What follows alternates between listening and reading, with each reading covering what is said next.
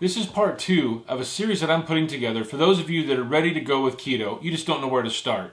So in today's video, I'm going to give you 3 tips to help set you up for success as you start your journey. Coming up next on Pursuit for Better.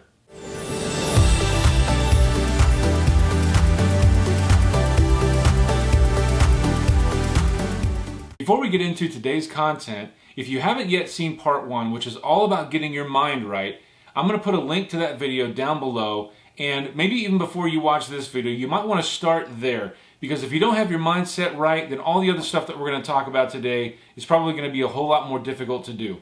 Once you watch that video, hop back in here, and I'm going to cover 3 tips for you to help you get going on your keto journey. So yeah, tip number 1, get your mind right. Okay. Let's dive into kind of tip number 2 or point number 2 here and get a little bit more practical. And the tip here is clean out your pantry. The goal of this is to obviously remove temptation. If it's not there, you're not going to eat it. If you're single or maybe you've decided as a family that you're going to do this, this is much, much easier to do. You guys are all kind of on the same page. It's easier to kind of get rid of all the stuff that you wouldn't want to, eat or have in your way or have there as temptation. One thing I will say, and again, just to want to point this out, don't throw the food out. This right now, as I record this, I'm kind of going into the holiday season. But whether it's holiday season or not, when you watch this, there's always going to be organizations out there, food pantries or places that are going to be close in your community. As long as the food is good, it's not expired or anything else. Again, try to look for ways to maybe give that to them. There are folks out there that will certainly be more than happy to get that and take that off your hand and can maybe help a family out. However, if you are the only one doing this, you really need to try to do something to set yourself up for success. Obviously you can't throw out the food that the rest of your family's eating, and so you need to do what you can do to help set yourself up for success in this so that you can actually meet the goals and things that you have in front of you. One of the things that I did was to clean off an entire upper shelf of our pantry that was going to be just for my keto food, keto ingredients, things that I was going to be, specifically for the meals that I was going to have, help my meal planning, all that kind of stuff. So see if you can find a dedicated area just for your stuff so that it's there. And again, I hate to sound like your stuff, my stuff. As a family, you kind of have, all this stuff together. But at the end of the day, if you're the only one doing keto, there are certain things that you can't eat, obviously, and things that you're going to want there for you as you're cooking and preparing for your meals. Another thing you can do is to try to meal plan with your family in certain areas that you can kind of eat together, but you'll still have maybe some specific things for keto. There are meals that whether they're keto or not, your whole family still may enjoy.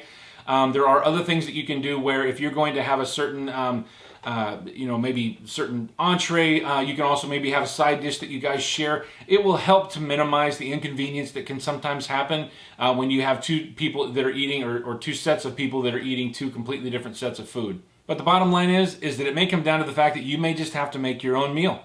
Again, if you want to be successful in this and you're making the decision for you, you may just have to make that call for yourself. So the next kind of practical tip here is meal plan.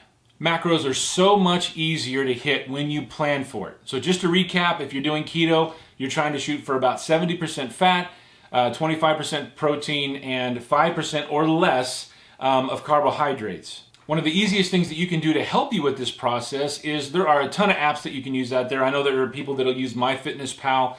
I think that's a free one. I actually use one called Carb Manager.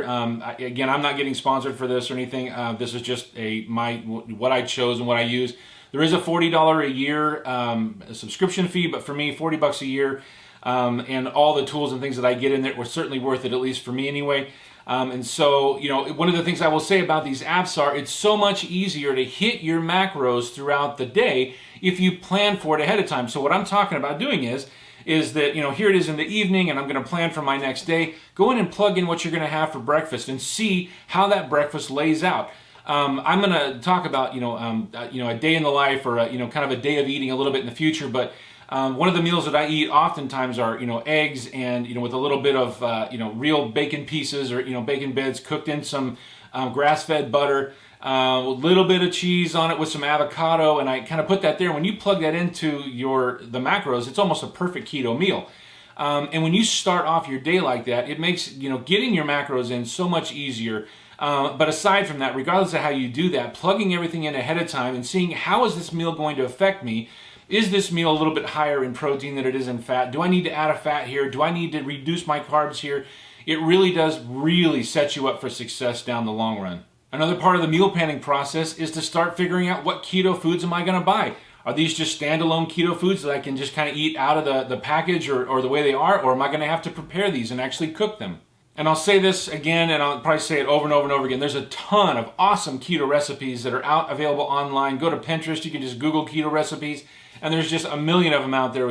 Some that have good reviews, some that don't. But find something that works for you, and there's just a ton of them out there. And so there's no reason why you have to get stuck into eating the same things over and over again. If you're a foodie, you like food, you like cooking and preparing things, there's an endless amount of food that you can prepare for yourself. Another part of this whole meal planning aspect of is plan ahead for snacks. I'll talk about snacking a whole nother time later, but in the beginning stages, there may be some times when you are maybe a little bit hungry, or maybe you just found yourself, you got caught up at work or caught up a little bit late, or you had to run out the door without really being able to prepare for yourself or take some pre-cooked food with you. And it's like, oh my gosh, what am I going to do? I'm kind of hungry, and now all of a sudden I'm tempted for those crackers or candy or candy bars or whatever it is that you're used to eating. Plan ahead for those things. There's a ton of different snacks that you can have, whether it's pork rinds or macadamia nuts or things like that are actually very keto friendly, things that are good to have on hand in case you need them. And so plan ahead for your snack time as well. So the last tip that I'm going to throw out there today is a kind of a know before you go. And we're talking about shopping here. You're going to want to get really good at reading food labels. And the things that you're going to really want to start paying attention to are things like the obviously total carbs. Look for how much fiber is in a food. Look if there's real sugar or if it's sugar alcohols. Start paying attention to ingredients. There are things that you kind of want to avoid. Things like soy, which can be a little bit high in the estrogen factors. Again, there's a whole tons of information out there that you can find out about that. But in many cases, many foods that will label themselves as keto or keto friendly, when you start looking down through the ingredients and they're using wheat starch and rice starch and all these kind of things, it's like, how in the world is this keto? So just because something has a label that says keto, pay attention to the nutrition labels. Start getting used to reading those things. Start paying attention to not just simply the macros, but the ingredients as well. The other part of this is pay attention to serving sizes. I cannot emphasize this enough. Sometimes you look at something and go, oh man, this is great. And then you look and it's like, it's this huge package of something, but the serving size is like 2 pieces out of that whole package. Pay attention to the serving size. And one thing that you're going to want to try to, at least for me, what I do, as I'm looking at serving sizes and I'm looking at the nutritional information, I generally try to avoid anything that I am going to look at that's above 5 net grams of carbs. Now again, remember net carbs are total carbs minus fiber minus sugar alcohol to give you net carbs. I generally try to avoid anything that's going to be up above 5 net grams or 5 grams of net carbs. Because when you think about the fact that, I'm trying to keep this under 25 grams of net carbs a day, which again should be well less than 5%, something that's 6, 7, 10, 12 grams of net carbs, you're getting into like half of your carb allowance rapidly. And so for me, I generally try to avoid things that are above that just to try to help set myself up for success at a later time. One of the biggest things to pay attention to is avoiding sugar at all costs. There are things, again, I'll get into this in another video at another time, but things like condiments and things that you might normally use, like ketchup, oh, it's just a little ketchup, or a little barbecue sauce here. If you look at the labels of those things, they're horrific for you, and they're loaded with sugar. Now, there are some really great alternatives, some sugar-free ketchup, sugar-free barbecue sauces, things like that. And again, maybe I'll hit on that in my next video as I talk about some of the key food staples. But there are sugar-free options. A lot of them taste fantastic, and you're really, really helping yourself as we kind of get going in this journey. But sometimes breaking out of those habits of using condiments on everything can be really difficult. In the beginning, I just used them anyway because I thought to myself, oh, it's just this little amount. But I'm telling you, that adds up over time. And if you look at the amount of sugar that are in some of these things, it can knock you out of ketosis rapidly. So that kind of wraps up our video today. And this is really just about before you start keto, some things that you need to be aware of. This is a big decision if you're going to make it. And it's one that I want to see you see through to the end. It's something that you can do and live as a healthy lifestyle, not just simply some flash in the pan, or I got to, try to go to this wedding and which, all that stuff's fine. Some people will do that. Trying to fit into some clothes for this event or that event, and all that's fine. But I'm telling you, when you start to see the benefits that come across in keto, it's something that I think you're going to want to do long term. And if you can go into it with your mind being right, you can go into it getting yourself set up for success. I think at the end of the day, you may find yourself staying in it for a lot longer than you maybe planned on in the beginning. So thank you again for your time. I really appreciate you stopping in and watching this video. Again, give the video a like. drop a comment below. I'm happy to answer any questions that you might have. You take care, and I'll see you next time.